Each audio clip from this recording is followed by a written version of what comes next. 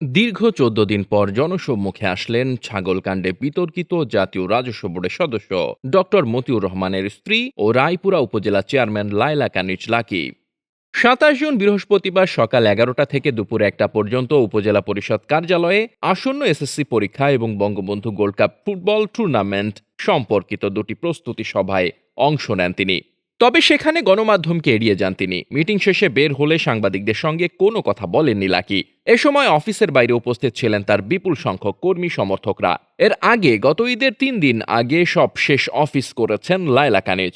সামাজিক যোগাযোগ মাধ্যমে ছাগলকাণ্ডে আলোচিত রাজস্ব কর্মকর্তা মতিউর রহমানের প্রথম স্ত্রী তিনি। ছাগলকাণ্ডের পর থেকেই তিনি জনসম্মুখে আসা বন্ধ করে দেন। বিভিন্ন মাধ্যমে যোগাযোগের চেষ্টা করেও পাওয়া যায়নি তাকে। আজও সাংবাদিকদের এড়িয়ে যান এই জনপ্রতিনিধি।